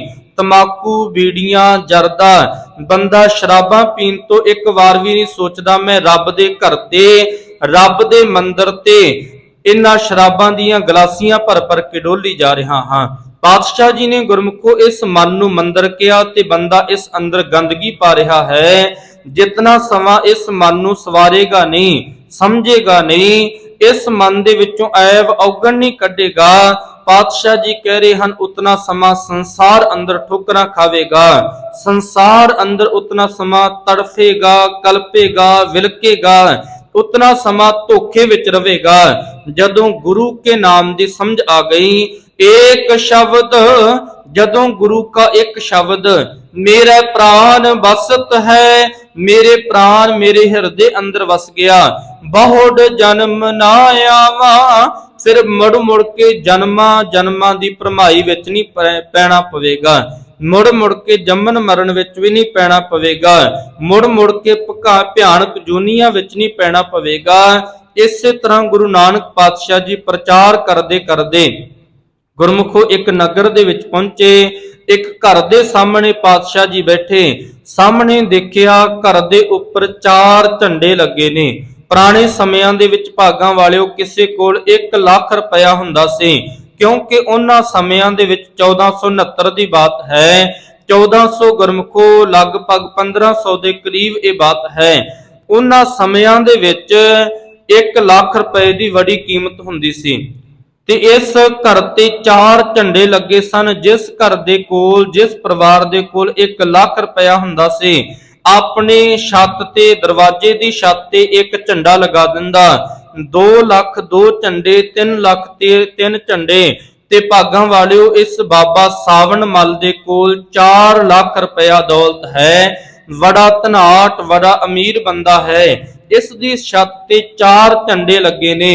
गुरु नानक पातशाह जी कहन लगे मर्दानिया, ये जो धनाट बंदा है इस नूं बुला के लिया। गुरमुखो मर्दाना जी गए, उस नूं बुला के लियाए। बाबा सावन मल जी गुरु नानक पातशाह जी दे चरणां विच आए, सतगुरां दी संगत कीती। गुरमुखो बड़ा मन टका के गुरु की संगत विच बैठे। सतगुरां ने जांदियां नूं एक सूई दे दित्ती। कहन लगे ये सांभ के रखियो, ਤੁਸੀਂ ਲੋਕਾਂ ਨੂੰ ਪੈਸਾ ਵਿਆਜੂ ਦਿੰਦੇ ਹੋ, ਲੋਕਾਂ ਦਾ ਸਿਉਣਾ ਗਹਿਣਾ ਗੱਟਾ ਆਪਣੇ ਕੋਲ ਰੱਖਦੇ ਹੋ, ਲੋਕਾਂ ਨੂੰ ਪੈਸਾ ਦਿੰਦੇ ਹੋ। ਆ ਵੀ ਮੇਰੀ ਇੱਕ ਸੂਈ ਸਾਂਭ ਕੇ ਰੱਖਿਓ, ਮੈਂ ਤੁਹਾਡੇ ਤੋਂ ਅੱਗੇ ਲੋਕ ਪਰਲੋਕ ਦਰਗਾਹ ਦੇ ਵਿੱਚ ਲੈ ਲਵਾਂਗਾ। ਤੇ ਗੁਰਮੁਖੋ ਆਪਣੇ ਘਰ ਉਹ ਸੂਈ ਲੈ ਗਿਆ। ਘਰ ਵਾਲੀ ਨੂੰ ਪਕੜਾਉਣ ਲੱਗਾ। ਘਰ ਵਾਲੀ ਨੂੰ ਕਹਿਣ ਲੱਗਾ ਇਹ ਸੂਈ ਸਾਂਭ ਕੇ ਰੱਖੀ। ਇੱਥੇ ਇੱਕ ਫਕੀਰ ਆਏ ਨੇ, ਉਹ ਕਹਿਣ ਲੱਗੇ ਮੈਂ ਤੁਹਾਡੇ ਤੋਂ ਪ੍ਰਲੋਕ ਵਿੱਚ ਲਵਾਂਗਾ, ਅੱਗੇ ਜਾ ਕੇ ਲਵਾਂਗਾ। ਘਰ ਵਾਲੀ ਵੀ ਸਤ ਸੰਗਤ ਕਰਦੀ ਹੈ, ਭਾਗਾਂ ਵਾਲਿਓ ਬੜੇ ਧਾਰਮਿਕ ਖਿਆਲਾਂ ਵਾਲੀ ਹੈ। ਉਹ ਕਹਿਣ ਲੱਗੀ ਇਹ ਸਰੀਰ, ਇਹ ਤਨ ਵੀ ਨਾਲ ਨਹੀਂ ਜਾਵੇਗਾ, ਤੁਸੀਂ ਕਹਿ ਰਹੇ ਹੋ ਇਹ ਸੂਈ ਨਾਲ ਲੈ ਜਾਓਗੇ। ਫਿਰ ਗੁਰਮੁਖੋ ਉਹ ਸੂਈ ਲੈ ਕੇ ਗੁਰੂ ਨਾਨਕ ਸਾਹਿਬ ਮਹਾਰਾਜ ਜੀ ਦੇ ਚਰਨਾਂ ਵਿੱਚ ਆਇਆ। ਸਤਿਗੁਰੂ ਗੁਰੂ ਨਾਨਕ ਸਾਹਿਬ ਮਹਾਰਾਜ ਰਹਿਮਤਾਂ ਦੇ ਸਾਗਰ ਸਤਿਗੁਰੂ ਜੀ ਉਸ ਨੂੰ ਸਮਝਾਉਣਾ ਹੀ ਚਾਹੁੰਦੇ ਸਨ। ਇਤਨੀ ਮਾਇਆ, ਇਤਨਾ ਧਨ ਇਕੱਠਾ ਕਰੀ ਜਾ ਰਿਹਾ ਹੈ, ਕੇਵਲ ਧਨ ਦੇ ਪਿੱਛੇ ਭੱਜਦਾ ਹੈ। ਚੇਤਾ ਰੱਖੀ, ਇਹ ਸਰੀਰ ਵੀ ਨਾਲ ਨਹੀਂ ਜਾਵੇਗਾ। ਸੰਸਾਰਕ ਵਸਤੂਆਂ, ਪਦਾਰਥ, ਧੀਆਂ ਪੁੱਤਰ ਸਾਰੇ ਇੱਥੇ ਹੀ ਰਹਿ ਜਾਣਗੇ। ਨਾਲ ਜਾਵੇਗਾ ਤੇ ਰੱਬ ਦਾ ਨਾਮ। ਭਾਗਾਂ ਵਾਲਿਓ, ਫਿਰ ਇਤਨੀ ਭਿੱਜ ਕੇ ਸੰਗਤ ਕੀਤੀ। ਜਦੋਂ ਗੁਰੂ ਨਾਨਕ ਸਾਹਿਬ ਮਹਾਰਾਜ ਇਸ ਦੇ ਘਰ ਤੋਂ ਜਾਣ ਲੱਗੇ, ਫਿਰ ਬੜਾ ਲੰਮਾ ਸਮਾਂ ਰਹਿ ਕੇ ਸਤਿਗੁਰਾਂ ਨੇ ਇਸ ਦੇ ਘਰ ਰੱਬ ਦੀ ਇਬਾਦਤ ਕੀਤੀ। ਤੇ ਭਾਗਾਂ ਵਾਲਿਓ, ਇਸ ਨੇ ਬੜੇ ਭਿੱਜ ਕੇ ਸੰਗਤ ਕੀਤੀ। ਜਦੋਂ ਪਾਤਸ਼ਾਹ ਜੀ ਜਾਣ ਲੱਗੇ ਤੇ ਬਾਬਾ ਸਾਵਣ ਮਲ ਗੁਰੂ ਨਾਨਕ ਸਾਹਿਬ ਮਹਾਰਾਜ ਨੂੰ ਕਹਿਣ ਲੱਗੇ, ਬਾਬਾ ਜਾਂ ਤਾਂ ਮੈਨੂੰ ਨਾਲ ਲੈ ਚੱਲ, ਜਾਂ ਤੂੰ ਇੱਥੇ ਰਹਿ ਪਾ। ਕਹਿਣ ਲੱਗਾ, ਮੇਰਾ ਤੇਰੇ ਤੋਂ ਬਿਨਾ ਹੁਣ ਗੁਜ਼ਾਰਾ ਨਹੀਂ। ਗੁਰੂ ਨਾਨਕ ਪਾਤਸ਼ਾਹ ਜੀ ਕਹਿਣ ਲੱਗੇ, ਸਰੀਰ ਨਾਲ ਜੁੜੋਗੇ ਤੇ ਵਿਛੋੜਾ ਪਵੇਗਾ ਹੀ ਪਵੇਗਾ, ਜੇ ਸ਼ਬਦ ਨਾਲ ਜੁੜੋਗੇ ਕਦੀ ਵਿਛੋੜਾ ਨਹੀਂ ਪਵੇਗਾ। ਭਾਗਾਂ ਵਾਲਿਓ, ਉਹ ਪਰਿਵਾਰ ਐਸਾ ਸ਼ਬਦ ਦੇ ਨਾਲ ਜੁੜਿਆ। ਬਾਬਾ ਸਾਵਣ ਮਲ ਦਾ ਪੁੱਤਰ ਭਾਈ ਅਰਥਾ, ਭਾਈ ਅਰਥੇ ਦਾ ਪੁੱਤਰ ਭਾਈ ਬਿੰਨਾ, ਭਾਈ ਬਿੰਨੇ ਦਾ ਪੁੱਤਰ ਭਾਈ ਦਾਸਾ, ਭਾਈ ਦਾਸੇ ਦਾ ਪੁੱਤਰ ਦਰਗਾਹੀ ਫਰਮਾਨ। ਸਾਡੇ ਸੰਸਾਰਕ ਜੀਵਾਂ ਦੇ ਭਲੇ ਵਾਸਤੇ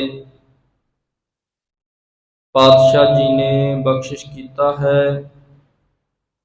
ਸੋ ਆਪ ਸਰਬੱਤ ਸੰਗਤਾਂ ਸਤਿਗੁਰਾਂ ਦੇ ਪਾਵਨ ਪਵਿੱਤਰ ਚਰਨਾਂ ਵਿੱਚ ਜੁੜ ਬੈਠ ਕੇ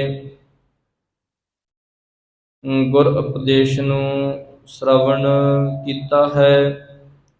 ਮਨੁੱਖਾ ਜੀਵਨ ਨੂੰ ਸਫਲ ਬਣਾ ਰਹੇ ਹੋ। ਸੋ ਆਓ ਮਨੋ ਬਿਰਤੀਆਂ ਕਰੀਏ ਇਕਾਗਰ। ਸਤਿਗੁਰਾਂ ਦੇ ਪਾਵਨ ਪਵਿੱਤਰ ਉਪਦੇਸ਼ ਨੂੰ ਰਲ ਮਿਲ ਕੇ ਵਿਚਾਰਨ ਦਾ, ਸਮਝਣ ਦਾ, ਜੀਵਨ ਵਿੱਚ ਲਾਗੂ ਕਰਨ ਦਾ ਯਤਨ ਕਰੀਏ ਜੀ। ਸੋ ਅੱਜ ਦਾ ਪਾਵਨ ਪਵਿੱਤਰ ਉਪਦੇਸ਼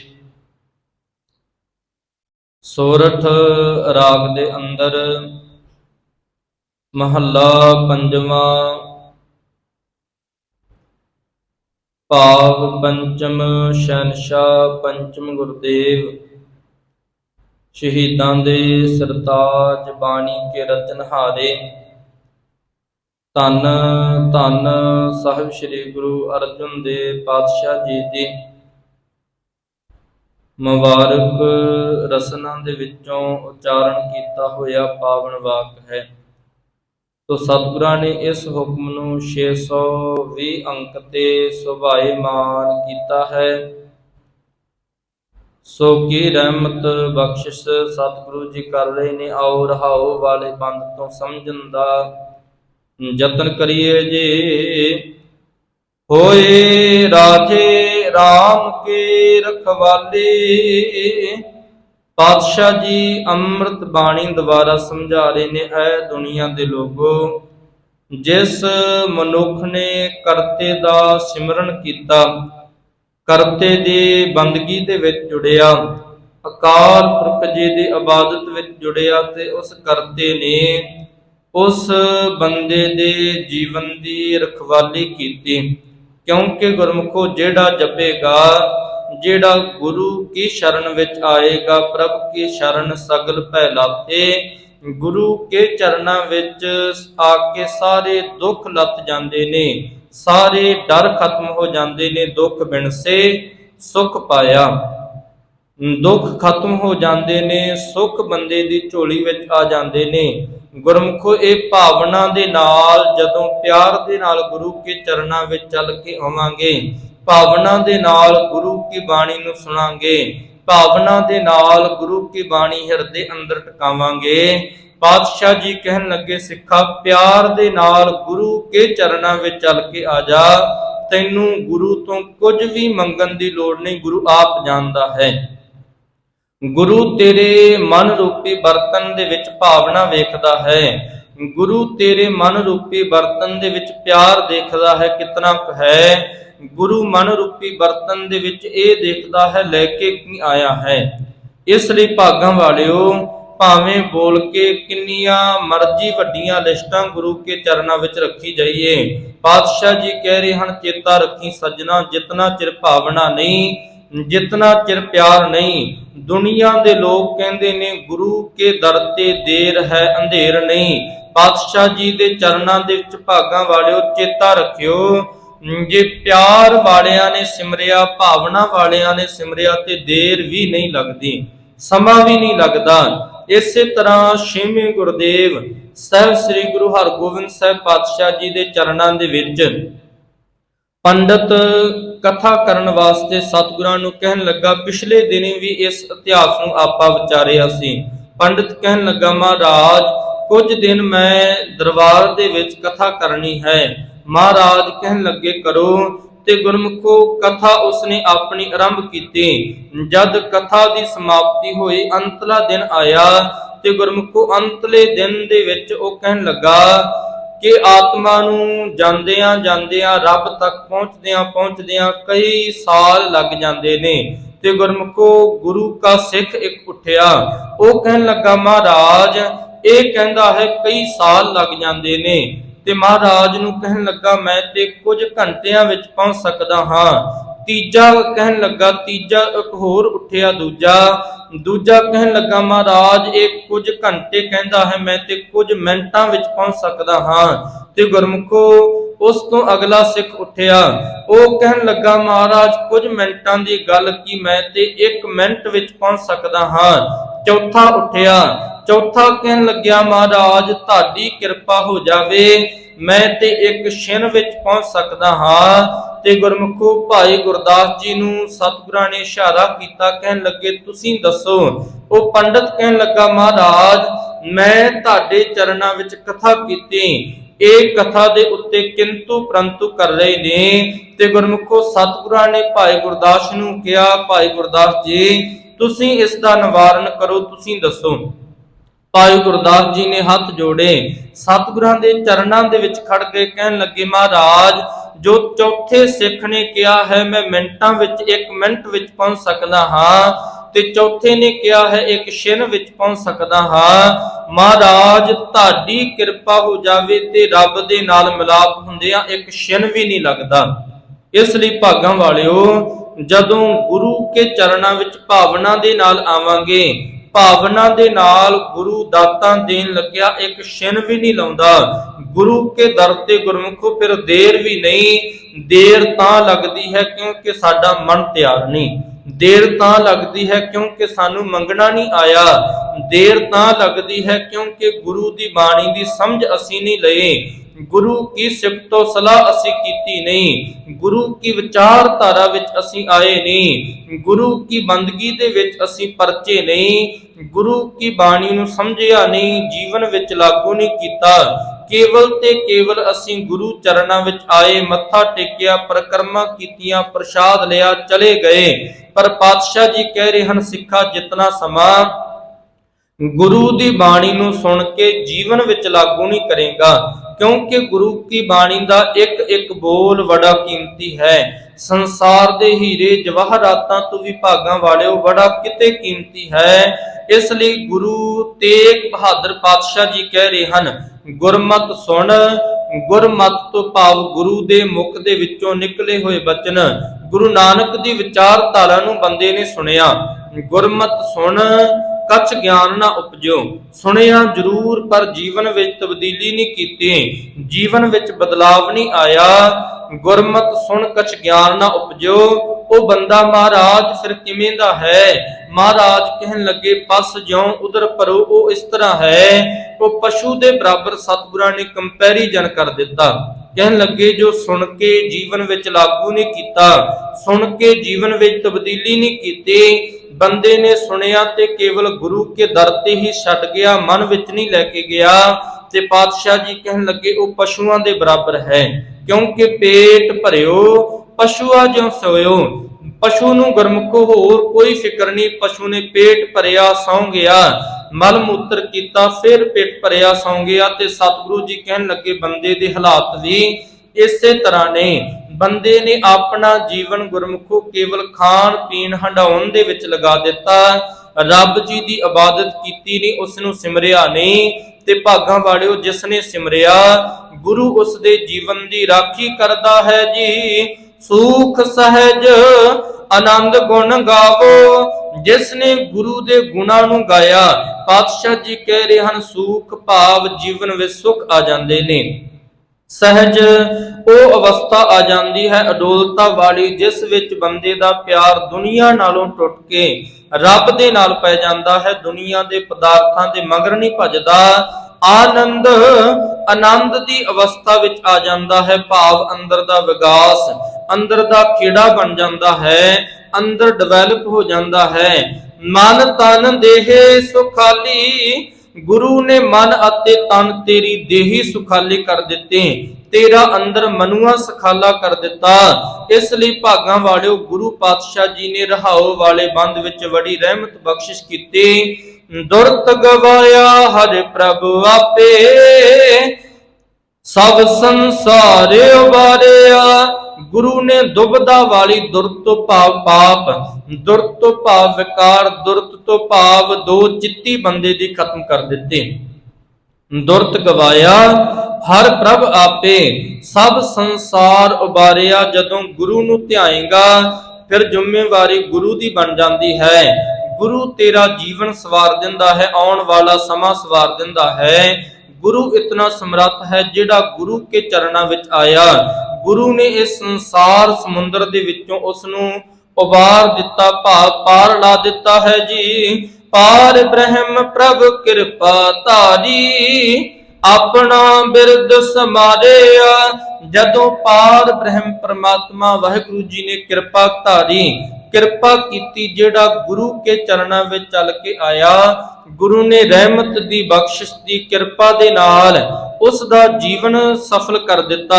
ਤੇ ਪਾਤਸ਼ਾਹ ਜੀ ਕਹਿ ਰਹੇ ਹਨ, ਜਿਹੜਾ ਗੁਰੂ ਕੇ ਚਰਨਾਂ ਵਿੱਚ ਪਿਆਰ ਦੇ ਨਾਲ ਚੱਲ ਕੇ ਆਵੇਗਾ, ਆਪਣਾ ਬਿਰਦ ਸਮਾਰਿਆ। ਇਹ ਗੁਰੂ ਦਾ ਸੁਭਾਅ ਹੈ। ਗੁਰੂ ਉਸ ਦੇ ਪਿਛਲੇ ਜੀਵਨ ਦੇ ਔਗਣ ਨਹੀਂ ਦੇਖਦਾ, ਗੁਰੂ ਉਸ ਦੇ ਪਿਛਲੇ ਗੁਨਾਹ ਨਹੀਂ ਦੇਖਦਾ। ਗੁਰੂ ਆਉਣ ਵਾਲੇ ਸਮੇਂ ਵਾਸਤੇ ਉਸ ਨੂੰ ਮਾਰਗ ਪਾ ਦਿੰਦਾ ਹੈ। ਪਿਛਲੇ ਔਗਣ ਬਖਸ਼ ਲਏ ਪ੍ਰਭ, ਆਗੇ ਮਾਰਗ ਪਾਵੇ। ਇਹ ਗੁਰੂ ਦਾ ਸੁਭਾਅ ਹੈ। ਇਸ ਲਈ ਭਾਗਾਂ ਵਾਲਿਓ, ਭਾਵਨਾ ਦੇ ਨਾਲ, ਪਿਆਰ ਦੇ ਨਾਲ ਗੁਰੂ ਕੇ ਚਰਨਾਂ ਵਿੱਚ ਚੱਲ ਕੇ ਆਈਏ, ਤਾਂ ਕਿ ਮਾੜੀ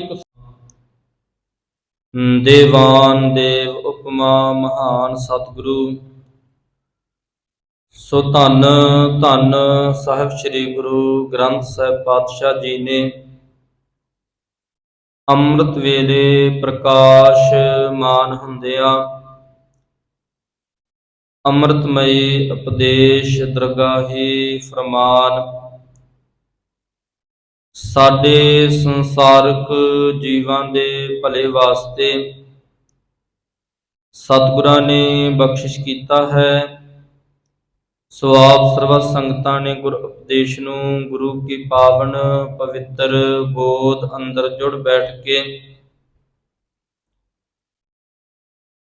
ਬੜੇ ਟਿਕਾਉ ਦੇ ਨਾਲ ਗੁਰ ਉਪਦੇਸ਼ ਨੂੰ ਸ਼ਰਵਣ ਕੀਤਾ ਹੈ ਜੀ। ਆਓ ਮਨੋ ਬਿਰਤੀਆਂ ਕਰੀਏ ਇਕਾਗਰ, ਸੁਰਤੀਆਂ ਗੁਰੂ ਚਰਨਾਂ ਵਿੱਚ ਕੇਂਦਰਿਤ ਕਰੀਏ, ਗੁਰ ਉਪਦੇਸ਼ ਨੂੰ ਵਿਚਾਰੀਏ, ਸਮਝੀਏ, ਜੀਵਨ ਵਿੱਚ ਲਾਗੂ ਕਰੀਏ ਜੀ। ਸੋ ਅੱਜ ਦਾ ਪਾਵਨ ਪਵਿੱਤਰ ਉਪਦੇਸ਼ ਧਨਾਸਰੀ ਰਾਗ ਦੇ ਅੰਦਰ ਮਹੱਲਾ ਪੰਜਵਾਂ, ਭਾਵ ਪੰਚਮ ਸ਼ਹਿਨਸ਼ਾਹ ਪੰਚਮ ਗੁਰਦੇਵ ਸ਼ਹੀਦਾਂ ਦੇ ਸਰਤਾਜ ਬਾਣੀ ਕੇ ਰਚਨਹਾਰੇ ਭਾਣੇ ਸ਼ਾਂਤੀ ਦੇ ਪੁੰਜ। ਧੰਨ ਧੰਨ ਸਾਹਿਬ ਸ੍ਰੀ ਗੁਰੂ ਅਰਜੁਨ ਦੇਵ ਪਾਤਸ਼ਾਹ ਜੀ ਦੀ ਮੁਬਾਰਕ ਰਸਨਾ ਦੇ ਵਿੱਚੋਂ ਉਚਾਰਨ ਕੀਤਾ ਹੋਇਆ ਪਾਵਨ ਵਾਕ ਹੈ। ਸੋ ਧਨਾਸਰੀ ਰਾਗ ਅੰਦਰ ਸਤਿਗੁਰਾਂ ਨੇ ਬਖਸ਼ਿਸ਼ ਕੀਤੀ ਹੈ। ਪੰਚਮ ਗੁਰਦੇਵ ਪੰਚਮ ਸ਼ਹਿਨਸ਼ਾਹ ਕੀ ਫਰਮਾਰੇ ਨੇ। ਤੋ ਸਤਿਗੁਰਾਂ ਨੇ ਇਸ ਹੁਕਮ ਨੂੰ 682 ਅੰਕ ਤੇ ਸੁਭਾਏਮਾਨ ਕੀਤਾ ਹੈ। ਸੋ ਆਓ ਭਾਵਨਾ ਦੇ ਨਾਲ ਗੁਰ ਉਪਦੇਸ਼ ਨੂੰ ਰਹਾਉ ਵਾਲੇ ਬੰਦ ਤੋਂ, ਜੋ ਸ਼ਬਦ ਦਾ ਕੇਂਦਰੀ ਭਾਵ ਹੈ, ਸੈਂਟਰਨ ਆਈਡੀਆ ਹੈ, ਪਾਤਸ਼ਾਹ ਜੀ ਕੀ ਰਹਿਮਤ ਵਰਸਾ ਰਹੇ ਹਨ ਜੀ। ਪ੍ਰਭ ਸਿਉ ਲਾਗ ਰਹਿਓ ਮੇਰਾ ਚੀਤ। ਪਾਤਸ਼ਾਹ ਗੁਰੂ ਅਰਜਨ ਦੇਵ ਮਹਾਰਾਜ ਜੀ ਕਹਿ ਰਹੇ ਨੇ, ਐ ਦੁਨੀਆ ਦੇ ਲੋਗੋ, ਮੇਰਾ ਚਿੱਤ ਮੇਰਾ ਮਨ ਗੁਰੂ ਕੇ ਚਰਨਾਂ ਵਿੱਚ ਤੀਜ ਗਿਆ। ਮੇਰਾ ਮਨ ਉਸ ਪ੍ਰਭੂ ਦੇ ਚਰਨਾਂ ਦੇ ਵਿੱਚ ਜੁੜ ਗਿਆ ਹੈ। ਉਸ ਦੇ ਨਾਮ ਦੇ ਵਿੱਚ, ਉਸ ਦੇ ਗਿਆਨ ਦੇ ਵਿੱਚ, ਉਸ ਦੀ ਬਾਣੀ ਦੇ ਵਿੱਚ ਮੇਰੇ ਮਨ ਨੂੰ ਸੰਤੁਸ਼ਟੀ ਆਈ ਤੇ ਮੇਰਾ ਮਨ ਉਸ ਕਰਤੇ ਦੇ ਨਾਮ ਵਿੱਚ ਰੰਗਿਆ ਗਿਆ। ਜਿਸ ਨੂੰ ਸਤਿਗੁਰਾਂ ਨੇ ਕਿਹਾ ਲਾਲ ਰੰਗ ਤਿਸ ਕੋ ਲੱਗਾ ਜਿਸ ਕੇ ਵਡਭਾਗਾ। ਇੱਥੇ ਗੁਰਮੁਖੋ ਇਸ ਦਾ ਮਤਲਬ ਇਹ ਨਹੀਂ ਕਿ ਕੋਈ ਸਤਿਗੁਰਾਂ ਨੇ ਲਾਲ ਰੰਗ ਨੂੰ ਵਡਿਆਇਆ ਹੈ। ਸਤਿਗੁਰਾਂ ਨੇ ਤੇ ਬਾਣੀ ਵਿੱਚ ਕਿਹਾ ਹੈ, ਰੰਗ ਸਭੇ ਨਾਰਾਇਣੇ ਜੇਤੇ ਮਨ ਪਾਵਨ। ਸਾਰੇ ਹੀ ਨਾਰਾਇਣ ਅਕਾਲ ਪੁਰਖ ਪਰਮਾਤਮਾ ਵਾਹਿਗੁਰੂ ਜੀ ਦੇ ਇਹ ਬਣਾਏ ਰੰਗ ਨੇ। ਜਿਤਨੇ ਦੁਨੀਆ ਤੇ ਦੇਖ ਰਹੇ ਹੋ, ਲਾਲ ਰੰਗ ਨੂੰ ਸਤਿਗੁਰਾਂ ਨੇ ਤਾਂ ਉਦਾਹਰਨ ਦਿੱਤੇ ਕਿਉਂਕਿ ਦੁਨੀਆ ਦੇ ਲੋਕ, ਸੰਸਾਰਕ ਲੋਕਾਂ ਨੇ, ਪੰਡਿਤ ਲੋਕਾਂ ਨੇ ਦੁਨੀਆ ਦੇ ਵਿੱਚ ਬੜਾ ਭਰਮ ਪਾਇਆ ਸੀ ਕਿ ਲਾਲ ਰੰਗ ਸ਼ਗੁਨ ਦਾ ਰੰਗ ਹੈ। ਸਤਿਗੁਰਾਂ ਨੇ ਕਿਹਾ ਐਸੀ ਬਾਤ ਨਹੀਂ ਭਾਗਾਂ ਵਾਲਿਓ। ਜਿਸ ਬਾਤ ਨੂੰ ਦੁਨੀਆ ਦੇ ਲੋਕ ਜ਼ਿਆਦਾ ਤਰਤੀਬ ਦਿੰਦੇ ਸਨ ਤੇ ਸਤਿਗੁਰਾਂ ਨੇ ਉਦਾਹਰਨ ਉਸੇ ਦੀ ਦੇ ਦਿੱਤੀ। ਜੇ ਦੁਨੀਆ ਦੇ ਲੋਕ ਹੀਰੇ ਨੂੰ ਜ਼ਿਆਦਾ ਵਧੀਆ ਮੰਨਦੇ ਸਨ, ਹੀਰਾ ਬੜਾ ਕੀਮਤੀ ਹੈ, ਜਿਸ ਕੋਲ ਆ ਜਾਵੇ ਉਸ ਦੀਆਂ ਕਈ ਪੁਸ਼ਤਾਂ ਬਹਿ ਕੇ ਖਾ ਸਕਦੀਆਂ ਨੇ, ਸਤਿਗੁਰਾਂ ਨੇ ਹੀਰੇ ਦੀ ਉਦਾਹਰਨ ਦੇ ਦਿੱਤੀ। ਹੀਰੇ ਜੈਸਾ ਜਨਮ ਹੈ ਕੌਡੀ ਬਦਲੇ ਜਾਏ। ਦੁਨੀਆ ਦੀਆਂ ਨਜ਼ਰਾਂ ਦੇ ਵਿੱਚ ਕੌਡੀਆਂ ਦੀ ਕੀਮਤ ਕੋਈ ਨਹੀਂ। ਤੇ ਸਤਿਗੁਰਾਂ ਨੇ ਇਹ ਵੀ ਨਾਲ ਸਮਝਾ ਦਿੱਤਾ, ਉਦਾਹਰਨ ਕੌਡੀ ਦੀ ਵੀ ਦੇ ਦਿੱਤੀ। ਇਸ ਲਈ ਕਹਿਣ ਤੋਂ ਮੁਰਾਦ ਲਾਲ ਰੰਗ ਦੀ ਗੁਰੂ ਦੀਆਂ ਨਜ਼ਰਾਂ ਦੇ ਵਿੱਚ, ਗੁਰੂ ਘਰ ਦੇ ਵਿੱਚ, ਮਰਜ਼ਾਦਾ ਦੇ ਵਿੱਚ ਗੁਰਮੁਖੋ ਕੋਈ ਥਾਂ ਨਹੀਂ। ਕੇਵਲ ਸਤਿਗੁਰਾਂ ਨੇ ਉਸ ਦੀ ਉਦਾਹਰਨ ਤਾਂ ਦਿੱਤੀ। ਤੇ ਗੁਰੂ ਨੇ ਕਿਹੜਾ ਲਾਲ ਰੰਗ ਕਿਹਾ? ਲਾਲ ਰੰਗ ਤਿਸ ਕੋ ਲੱਗਾ। ਗੁਰਮੁਖੋ ਗੁਰੂ ਦੇ ਨਾਮ ਵਾਲਾ ਲਾਲ ਰੰਗ ਲੱਗਿਆ। ਕਿਸ ਨੂੰ ਲੱਗਿਆ? ਤਿਸ ਕੋ ਲੱਗਾ ਜਿਸ ਕੇ ਵਡਭਾਗਾ, ਜਿਹੜਾ ਗੁਰੂ ਕੇ ਚਰਨਾਂ ਵਿੱਚ, ਗੁਰੂ ਕੀ ਗੋਦ ਵਿੱਚ ਚੱਲ ਕੇ ਆਇਆ ਤੇ ਭਾਗ ਵੱਡੇ ਬਣਾ ਲਏ। ਵੱਡਾ ਭਾਗ ਭੇਟੇ ਗੁਰਦੇਵਾ, ਕੋਟ ਅਪਰਾਧ ਮਿਟੇ ਹਰ ਸੇਵਾ। ਜਿਸ ਬੰਦੇ ਨੇ ਆਪਣੇ ਕਰੋੜਾਂ ਅਪਰਾਧ ਵਿਕਾਰ ਖਤਮ ਕਰ ਲਏ। ਕਿਵੇਂ ਖਤਮ ਹੋਏ? ਹਰ ਸੇਵਾ, ਗੁਰੂ ਕੇ ਦਰ ਤੇ ਆ ਕੇ ਗੁਰੂ ਕੇ ਦਰ ਦੀ ਸੇਵਾ ਕਰਨ ਦੇ ਨਾਲ, ਸੰਗਤਾਂ ਦੇ ਵਿੱਚ ਬੈਠਣ ਦੇ ਨਾਲ, ਗੁਰੂ ਕੀ ਸੰਗਤ ਕਰਨ ਦੇ ਨਾਲ ਮਨ ਅੰਦਰ ਨਿਮਰਤਾ ਆਵੇਗੀ, ਪਿਆਰ ਆਵੇਗਾ, ਟਿਕਾਊ ਆਵੇਗਾ। ਤੇ ਫਿਰ ਭਾਗਾਂ ਵਾਲਿਓ ਨਿਮਰਤਾ ਇਤਨੀ ਹੋਵੇਗੀ, ਗੁਰੂ ਕੇ ਚਰਨਾਂ ਦੇ ਵਿੱਚ ਗੁਰੂ ਕੇ ਬਰਾਬਰ ਕਦੀ ਨਹੀਂ ਬੈਠੇਗਾ। ਬੜੀ ਪਿਆਰੀ ਇੱਕ ਗਾਥਾ ਹੈ ਮਹਾਰਾਜਾ ਰਣਜੀਤ ਸਿੰਘ ਦੇ ਸਮੇਂ ਦੀ। ਮਹਾਰਾਜਾ ਰਣਜੀਤ ਸਿੰਘ ਗੁਰਮੁਖੋ, ਇੱਕ ਵਾਰ ਉਹਨਾਂ ਨੇ ਬੜੀ ਮਹਿਮਾ ਭਾਈ ਬੁੱਧੂ ਦੀ ਸੁਣੀ। ਬੁੱਧੂ ਸਤਿਗੁਰਾਂ ਦਾ ਇੱਕ ਬੜਾ ਪਿਆਰਾ ਸਿੱਖ ਹੋਇਆ ਹੈ। ਬਾਣੀ ਦਾ ਇਤਨਾ ਅਦਬ, ਬਾਣੀ ਦਾ ਇਤਨਾ ਸਤਿਕਾਰ, ਉਮਰ ਵੀ ਲੰਬੇਰੀ ਹੈ, ਵੱਡੀ ਉਮਰ ਹੈ, ਪਰ ਗੁਰਮੁਖੋ ਸਤਿਗੁਰਾਂ ਦੇ ਬਰਾਬਰ ਕਦੀ ਨਹੀਂ ਬੈਠਾ। ਗੁਰੂ का बड़ा ਸਨਮਾਨ ਕਰਦਾ ਹੈ। ਬ੍ਰਹਮ ਗਿਆਨ ਦੀ ਅਵਸਥਾ ਨੂੰ ਪਹੁੰਚੇ ਹੋਏ ਨੇ। ਬੜਾ ਇਲਾਕੇ ਦੇ ਵਿੱਚ ਉਹਨਾਂ ਦਾ ਨਾਮ ਹੈ ਤੇ ਭਾਗਾਂ ਵਾਲਿਓ ਬਾਣੀ ਦਾ, ਗੁਰੂ ਦਾ ਸਤਿਕਾਰ ਕਿਤਨਾ ਕਰਦੇ ਨੇ। ਤੇ ਮਹਾਰਾਜਾ ਰਣਜੀਤ ਸਿੰਘ ਨੇ ਉਹਨਾਂ ਦੀ ਮਹਿਮਾ ਸੁਣੀ, ਵਡਿਆਈ ਸੁਣੀ ਤੇ ਇੱਕ ਥਾਲ ਮੋਹਰਾਂ ਦਾ ਭਰਵਾਇਆ। ਕਹਿਣ ਲੱਗੇ ਸਿਉਣੇ ਦੀਆਂ ਮੋਹਰਾਂ ਦਾ ਇੱਕ ਥਾਲ ਭਰੋ। ਥਾਲ ਭਰਾਇਆ, ਹੋਰ ਅਨੇਕਾਂ ਗੁਰਮੁਖੋ ਵਸਤੂਆਂ ਲੈ ਕੇ ਭਾਈ ਬੁੱਧੂ ਦੇ ਦਰਸ਼ਨ ਕਰਨ ਵਾਸਤੇ ਚੱਲ ਪਏ। ਜਦ ਉਹਨਾਂ ਦੇ ਨਗਰ ਪਹੁੰਚੇ, ਨਗਰ ਜਾ ਕੇ ਪੁੱਛਣਾ ਕੀਤਾ ਭਾਈ ਬੁੱਧੂ ਦਾ ਘਰ ਕਿਹੜਾ ਹੈ। ਨਗਰ ਤੋਂ ਪੁੱਛਿਆ, ਉਹਨਾਂ ਦੇ ਘਰ ਪਹੁੰਚੇ ਤੇ ਗੁਰਮੁਖੋ ਭਾਈ ਬੁੱਧੂ ਦੇ ਉਹ ਫਕੀਰਾਂ ਵਾਲੇ ਕੱਪੜੇ ਵੇਖ ਕੇ ਭਾਈ ਬੁੱਧੂ ਨੂੰ ਪੁੱਛਣ ਲੱਗੇ, ਮੈਂ ਭਾਈ ਬੁੱਧੂ ਜੀ ਨੂੰ ਮਿਲਣਾ ਹੈ, ਭਾਈ ਬੁੱਧੂ ਸਾਹਿਬ ਨੂੰ ਮਿਲਣਾ ਹੈ। ਤੇ ਗੁਰਮੁਖੋ ਭਾਈ ਬੁੱਧੂ ਕਹਿਣ ਲੱਗੇ ਤੂੰ ਬੁੱਧੂ ਨੂੰ ਮਿਲਣਾ ਹੈ? ਕਹਿਣ ਲੱਗਾ ਬੁੱਧੂ ਸਾਹਿਬ ਨੂੰ ਮਿਲਣਾ ਹੈ। ਭਾਈ ਬੁੱਧੂ ਨੇ ਗੁਰਮੁਖੋ ਕਹਿਣ ਲੱਗੇ ਆ ਜਾਓ। ਅੱਗੇ ਜਾ ਕੇ ਜਿੱਤੇ ਧੰਨ ਗੁਰੂ ਗ੍ਰੰਥ ਸਾਹਿਬ ਮਹਾਰਾਜ ਜੀ ਦਾ ਪ੍ਰਕਾਸ਼ ਸੀ, ਕਹਿਣ ਲੱਗੇ ਇਹ ਸਾਹਿਬ ਹੈ, ਬੁੱਧੂ ਮੈਂ ਹਾਂ। ਜੇ ਬੁੱਧੂ ਤਾਈਂ ਕੰਮ ਹੈ ਤਾਂ ਮੈਨੂੰ ਮਿਲੋ, ਜੇ ਸਾਹਿਬ ਨੂੰ ਮਿਲਣਾ ਹੈ ਤੇ ਧੰਨ ਗੁਰੂ ਗ੍ਰੰਥ ਸਾਹਿਬ ਪਾਤਸ਼ਾਹ ਜੀ ਨੂੰ ਮਿਲੋ। ਕਹਿਣ ਲੱਗੇ ਮੇਰਾ ਸਾਹਿਬ ਤੇ ਇਹ ਹੈ, ਮੈਂ ਤੇ ਕੇਵਲ ਬੁੱਧੂ ਹਾਂ, ਮੈਨੂੰ ਇਤਨੀ ਅਕਲ ਨਹੀਂ, ਇਤਨੀ ਸਮਝ ਨਹੀਂ। ਮੈਂ ਤੇ ਆਪਣੇ ਗੁਰੂ ਤੋਂ ਗਿਆਨ ਲੈਣਾ ਹਾਂ, ਮੈਂ ਤੇ ਆਪਣੇ ਗੁਰੂ ਤੋਂ ਸਮਝ ਲੈਣਾ ਹਾਂ। ਇਸ ਤੋਂ ਬਿਨਾ ਮੇਰਾ ਦੁਨੀਆ ਤੇ ਹੋਰ ਸਾਹਿਬ ਕੋਈ ਨਹੀਂ। ਤੇ ਸਤਿਗੁਰਾਂ ਦੀ ਅੰਮ੍ਰਿਤ ਬਾਣੀ ਕਹਿ ਰਹੀ ਹੈ, ਤੁਧ ਬਿਨ ਦੂਜਾ ਨਾਹੀ ਕੋਏ, ਤੂੰ ਕਰਤਾਰ ਕਰੈ ਸੋ ਹੋਏ। हे ਰੱਬ ਜੀ, ਤੇਰੇ ਤੋਂ ਬਿਨਾ ਮੇਰਾ ਦੂਜਾ ਕੋਈ ਸਹਾਰਾ ਨਹੀਂ। ਤੇ ਬਾਬਾ ਬੁੱਧੂ ਜੀ ਨੇ ਬਚਨ ਕਹੇ, ਏਕ ਪਿਤਾ ਏਕ ਸਕੇ ਹਮ ਬਾਰਕ, ਤੂੰ ਮੇਰਾ ਗੁਰਹਾਏ। ਕਹਿਣ ਲੱਗੇ ਮੇਰਾ ਇੱਕੋ ਹੀ ਪਿਤਾ ਹੈ, ਇੱਕੋ ਹੀ ਦਾਤਾ ਹੈ। ਧੰਨ ਗੁਰੂ ਗ੍ਰੰਥ ਸਾਹਿਬ ਮਹਾਰਾਜ ਜੀ ਤੋਂ ਬਿਨਾ, ਗੁਰੂ ਨਾਨਕ ਦੇ ਦਰ ਤੋਂ ਬਿਨਾ ਮੇਰਾ ਹੋਰ ਕੋਈ ਨਹੀਂ। ਇਸ ਲਈ ਸੁਣੀ ਅਰਦਾਸ ਸੁਆਮੀ ਮੇਰਾ, ਸਰਬ ਕਲਾ ਬਨਿਆਈ ਪ੍ਰਗਟ ਭਈ, ਸਗਲੇ ਜੁਗ ਅੰਤਰ। ਗੁਰੂ ਨਾਨਕ ਕੀ ਵਡਿਆਈ। ਕਹਿਣ ਲੱਗੇ ਸੰਸਾਰ ਤੇ ਵਡਿਆਈ ਤੇ ਗੁਰੂ ਨਾਨਕ ਦੀ ਹੈ, ਆਪਣੇ ਪਿਆਰਿਆਂ ਨੂੰ ਤੇ ਗੁਰੂ ਮਾਨ ਬਖਸ਼ਦਾ ਹੈ। ਭਾਈ ਬੁੱਧੂ ਦੇ ਗੁਰਮੁਖੋ ਮਹਾਰਾਜਾ ਰਣਜੀਤ ਸਿੰਘ ਪੈਰਾਂ ਵਿੱਚ ਡਿੱਗਣ ਲੱਗੇ।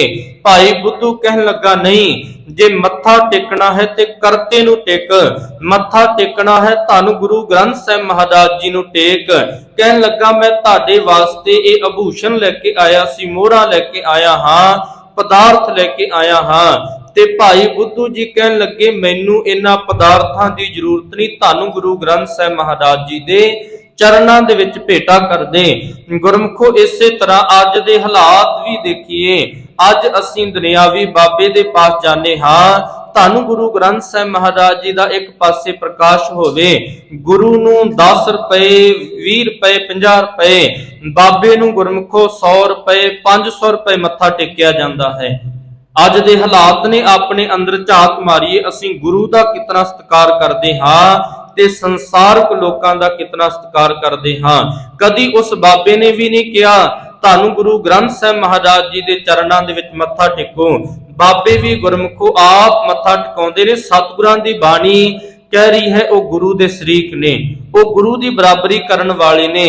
ਇਸ ਲਈ ਭਾਗਾਂ ਵਾਲਿਓ, ਪ੍ਰਾਤਨ ਗੁਰਸਿੱਖਾਂ ਦਾ ਜੀਵਨ ਪੜ੍ਹ ਲਓ। ਕਿਸੇ ਗੁਰਸਿੱਖ ਨੇ ਆਪਣੇ ਆਪ ਨੂੰ ਮੱਥਾ ਨਹੀਂ ਟਿਕਾਇਆ, ਕਿਸੇ ਗੁਰਸਿੱਖ ਨੇ ਆਪਣੇ ਅੱਗੇ ਕਿਸੇ ਨੂੰ ਝੁਕਣ ਨਹੀਂ ਦਿੱਤਾ, ਕੇਵਲ ਝੁਕਣ ਵਾਸਤੇ ਪ੍ਰੇਰਿਆ ਤੇ ਕਰਤਾਰ ਦੇ ਚਰਨਾਂ ਦੇ ਵਿੱਚ ਝੁਕਣ ਵਾਸਤੇ ਪ੍ਰੇਰਿਆ ਤੇ ਗੁਰੂ ਕੇ ਚਰਨਾਂ ਦੇ ਵਿੱਚ ਗੁਰੂ ਨਾਨਕ ਦੇ ਮਹਾਰਾਜ ਜੀ ਦਾ ਜੀਵਨ ਪੜ੍ਹ ਲਈਏ ਤੇ ਗੁਰਮੁਖੋ ਸਤਿਗੁਰੂ ਜੀ ਕਦੀ ਨਹੀਂ ਕਹਿ ਰਹੇ ਮੇਰੇ ਚਰਨਾਂ ਵਿੱਚ ਝੁਕੋ।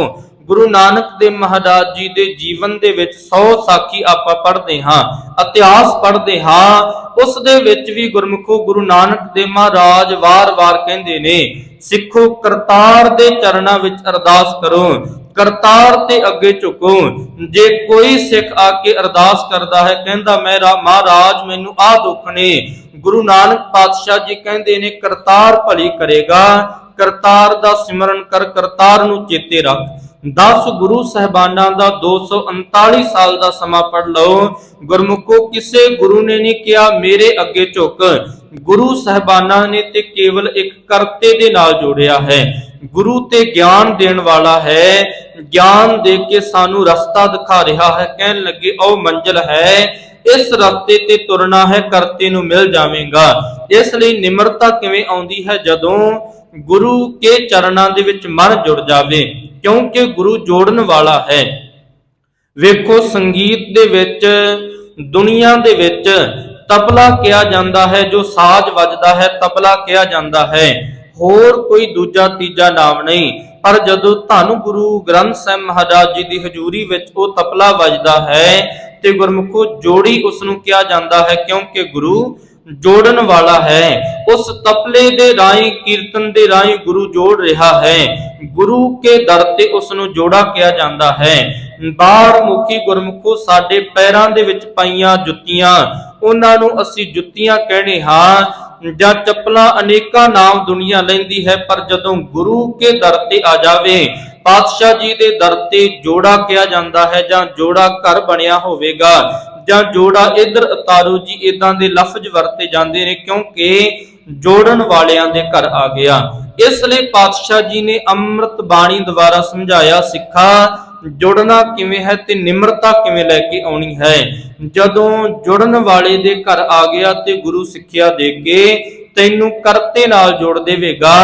ਮਨ ਬਿਲਾਸ ਭਏ ਸਾਹਿਬ ਕੇ। ਸੋ ਅੰਮ੍ਰਿਤ ਬਾਣੀ ਦੇ ਬੋਲ ਨੇ, ਪ੍ਰਭ ਸਿਉ ਲਾਗ ਰਹਿਓ ਮੇਰਾ ਚੀਤ, ਮੇਰਾ ਮਨ ਤੇਰੇ ਚਰਨਾਂ ਵਿੱਚ ਭਿੱਜ ਗਿਆ, ਤੇਰੇ ਚਰਨਾਂ ਦਾ ਭੌਰਾ ਬਣ ਗਿਆ, ਜੁੜ ਗਿਆ ਹੈ ਜੀ। ਆਦ ਅੰਤ ਪ੍ਰਭ ਸਦਾ ਸਹਾਈ, ਧਨ ਹਮਾਰਾ ਮੀਤ। ਆਦ ਭਾਵ ਸੰਸਾਰ ਦੇ ਆਰੰਭ ਵੇਲੇ, ਅੰਤ ਜਦੋਂ ਦੁਨੀਆ ਦਾ ਅੰਤ ਹੋਵੇਗਾ।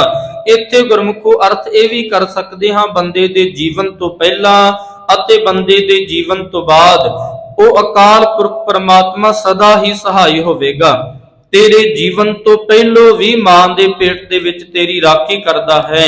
ਜਿੱਥੇ ਅਗਨ ਪੱਖੈ ਪੜਹਾਰੇ, ਤੇ ਸਤਿਗੁਰਾਂ ਨੇ ਗੁਰਮੁਖੋ ਉੱਥੇ ਵੀ ਰਾਖੀ ਕੀਤੀ। ਮਾਤ ਗਰਭ ਮਹਿ ਆਪਨ ਸਿਮਰਨ ਦੇ, ਤਹ ਤੁਮ ਰਾਖਣ ਹਾਰੇ। ਮਾਤਾ ਦੇ ਗਰਭ ਦੇ ਵਿੱਚ ਚਾਰੇ ਪਾਸੇ ਅੰਧੇਰਾ ਹੈ, ਅਗਨੀ ਹੈ।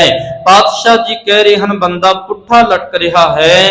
ਅਕਾਲ ਪੁਰਖ ਜੀ ਨੇ ਉੱਥੇ ਵੀ ਇਸ ਨੂੰ ਰਿਜ਼ਕ ਪਹੁੰਚਾਇਆ, ਉੱਥੇ ਵੀ ਇਸ ਦੀ ਰਾਖੀ ਕੀਤੀ, ਅਗਨੀ ਤੋਂ ਬਚਾਇਆ, ਅੰਧੇਰੇ ਤੋਂ ਬਚਾਇਆ।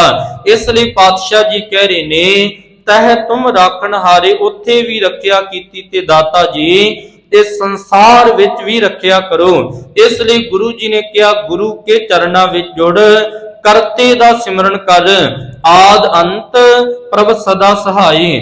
ਗੁਰੂ ਤੇਰੇ ਜੀਵਨ ਤੇ ਸੰਸਾਰ ਤੇ ਆਉਣ ਤੋਂ ਪਹਿਲੋਂ ਵੀ ਤੇਰੇ ਨਾਲ ਸਹਾਈ ਹੋਇਆ, ਦੁਨੀਆ ਤੇ ਵੀ ਸਹਾਈ ਹੋਵੇਗਾ, ਦੁਨੀਆ ਤੇ ਜਾਣ ਤੋਂ ਬਾਅਦ ਵੀ ਸਹਾਈ ਹੋਵੇਗਾ। ਪਰ ਸ਼ਰਤ ਇੱਕ ਹੈ, ਕੰਡੀਸ਼ਨ ਇੱਕ ਹੈ, ਜੇ ਇੱਕ ਗੁਰ ਕੀ ਸਿੱਖ ਸੁਣੀ। ਜੇ ਗੁਰੂ ਦੀ ਸਿੱਖਿਆ ਨੂੰ ਸੁਣੇਗਾ, ਗੁਰੂ ਮੁਤਾਬਕ ਚੱਲੇਗਾ। ਇਸ ਲਈ ਪਾਤਸ਼ਾਹ ਜੀ ਕਹਿ ਰਹੇ ਹਨ, ਧਨ ਹਮਾਰਾ ਮੀਤ, ਮੇਰਾ ਗੁਰੂ ਮਿੱਤਰ ਧਨ ਹੈ, ਮੈਂ ਗੁਰੂ ਤੋਂ ਬਲਿਹਾਰ ਕੁਰਬਾਨ ਸਦਕੇ ਜਾਵਾਂ ਜੀ।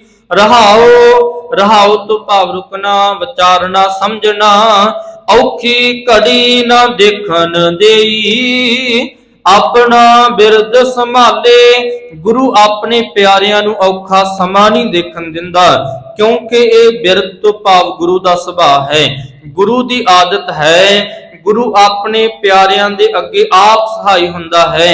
ਹਰ ਦੁੱਖ ਸੁੱਖ ਦੇ ਅੱਗੇ ਥੰਮ ਬਣ ਕੇ ਗੁਰੂ ਆਪ ਖੜ ਜਾਂਦਾ ਹੈ। ਗੁਰੂ ਬੰਦੇ ਨੂੰ ਤੱਤੀ ਵਾਹ ਵੀ ਨਹੀਂ ਲੱਗਣ ਦੇਵੇਗਾ, ਵਿੱਚ ਕਰਤਾ ਪੁਰਖ ਖਲੋਆ, ਵਾਲ ਨਾ ਵਿੰਗਾ ਹੋਆ। ਜਿੱਥੇ ਗੁਰੂ ਖੜ ਜਾਵੇ ਤੇ ਭਾਗਾਂ ਵਾਲਿਓ, ਬੰਦੇ ਦਾ ਵਾਲ ਵੀ ਕੋਈ ਵਿੰਗਾ ਨਹੀਂ ਕਰ ਸਕਦਾ। ਇਸ ਲਈ ਗੁਰੂ ਪਾਤਸ਼ਾਹ ਜੀ ਕਹਿ ਰਹੇ ਨੇ, ਭਾਵੇਂ ਤੰਤਰਾਂ ਮੰਤਰਾਂ ਜੰਤਰਾਂ ਕਰਕੇ ਬੰਦਾ ਜ਼ੋਰ ਲਾਵੇ, ਪਰ ਜਪਣ ਵਾਲੇ ਤੇ ਗੁਰਮੁਖੋ ਅਸਰ ਨਹੀਂ ਹੋਵੇਗਾ। ਤੰਤ ਮੰਤਰ ਜੋ ਹੈ ਤਿਤ ਚਾਖ ਨਾ ਲਾਗੈ। ਜੰਤਰ ਮੰਤਰ ਵੀ ਉਸ ਦਾ ਕੁਝ ਨਹੀਂ ਵਿਗਾੜ ਸਕਣਗੇ, ਜਿਸ ਦੇ ਵੱਲ ਗੁਰੂ ਹੈ, ਜਿਸ ਦੇ ਅੱਗੇ ਗੁਰੂ ਖੜਾ ਹੈ। ਇਸ ਲਈ ਹਾਥ ਦੇ ਰਾਖੈ ਆਪਣੇ ਕੋ, ਗੁਰੂ ਆਪਣੇ ਪਿਆਰਿਆਂ ਨੂੰ ਆਪਣਾ ਹੱਥ ਦੇ ਕੇ ਰੱਖਦਾ ਹੈ, ਸਦਾ ਹੀ ਮਸਤਕ ਤੇ ਹੱਥ ਰੱਖੀ ਰੱਖਦਾ ਹੈ। ਮੇਰਾ ਹੀਅਰੈ, ਹੀਅਰੈ ਤੋਂ ਭਾਵ ਹਿਰਦਾ, ਰਤਨ ਨਾਮ ਹਰ ਵਸਿਆ। ਮੇਰੇ ਹਿਰਦੇ ਅੰਦਰ ਰਤਨ ਵਰਗਾ ਕੀਮਤੀ ਨਾਮ ਵਸ ਗਿਆ। ਗੁਰ ਹਾਥ ਧਰਿਓ ਮੇਰੇ ਮਾਥਾ। ਜਦੋਂ ਮੇਰੇ ਗੁਰੂ ਨੇ ਮੇਰੇ ਮੱਥੇ ਤੇ ਹੱਥ ਰੱਖਿਆ, ਇਸ ਲਈ ਹਾਥ ਦੇ ਰਾਖੈ ਆਪਣੇ ਕੋ, ਸਾਸ ਸਾਸ ਪ੍ਰਤ ਪਾਲੇ। ਜਦੋਂ ਇੱਕ ਇੱਕ ਸਵਾਸ ਗੁਰੂ ਨੂੰ ਸੰਭਾਲਿਆ, ਗੁਰੂ ਨੂੰ ਧਿਆਇਆ, ਤੇ ਗੁਰਮੁਖੋ ਇੱਕ ਇੱਕ ਸਵਾਸ ਗੁਰੂ ਨੇ ਤੇਰੀ ਰਾਖੀ ਕੀਤੀ। ਪਾਤਸ਼ਾਹ ਜੀ ਰਹਿਮਤ ਕਰਨ। ਗੁਰ ਹੁਕਮ ਦੇ ਸੰਖੇਪ ਜੀ ਵਿਚਾਰ, ਕੇਵਲ ਅਖਰੀ ਅਰਥ ਗੁਰੂ ਰਹਿਮਤ ਸਦਕਾ ਆਪ ਸੰਗਤਾਂ ਦੇ ਨਾਲ ਸਾਂਝੇ ਕੀਤੇ ਜੀ। ਪਾਤਸ਼ਾਹ ਜੀ